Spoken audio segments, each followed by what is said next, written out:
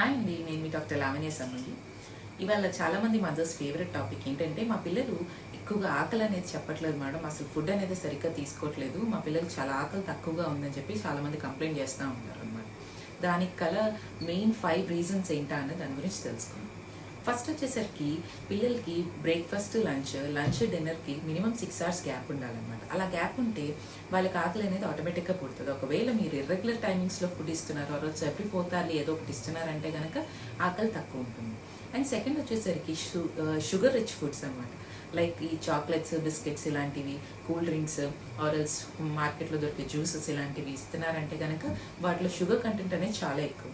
So పిల్లలకి ఆ glucose level ఏదైతే ఉందో నార్మల్ లెవెల్ బాడీలో అవ్వడానికి చాలా ఎక్కువ టైం పడుతుంది అనమాట. దానివల్ల పిల్లలకి ఆకలి అనేది అప్పుడే వెంటనే వేయదు. సో ఆకలి తక్కువ అవుతుంది. అండ్ థర్డ్ వచ్చేసరికి చాలా మంది పిల్లలకి కాన్స్టిపేషన్ ప్రాబ్లం ఉంటుంది.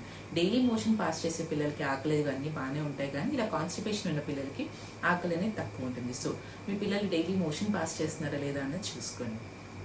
ఫోర్త్ వచ్చేసరికి పిల్లలకి ఆల్టర్నేట్ ఫుడ్స్ లైక్ మీల్ టైంలో, ఇప్పుడు అన్నం తినే టైంలో మీరు ఈ జంక్ ఆరల్స్, ఏ స్నాక్స్ ఇచ్చిన ఆరల్స్ పాలతో రీప్లేస్ చేసిన ఏమీ తినట్లేదని పిల్లలు వాటికే అలవాటు పడిపోయి నార్మల్గా పెట్టే ఫుడ్ అన్నం అని మీ అన్నీ తినరనమాట. సో ఆల్టర్నేట్ ఫీడింగ్ మాత్రం ఇవ్వద్దు.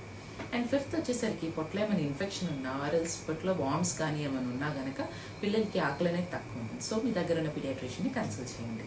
మెయిన్ చాలా మంది ఏంటంటే ఆకలి సిరప్స్ గురించి రాయండి అని అడుగుతూ ఉంటారు. మెయిన్ అది అవాయిడ్ చేయండి. వీలైనంత వరకు మనకి ఎక్కడ మిస్టేక్ అవుతుంది, రీజన్ ఏంటా అన్నది తెలుసుకొని దాన్ని కరెక్ట్ చేసుకుంటే పిల్లలకి ఆకలి సమస్య అనేది ఉంటుంది. Thank you.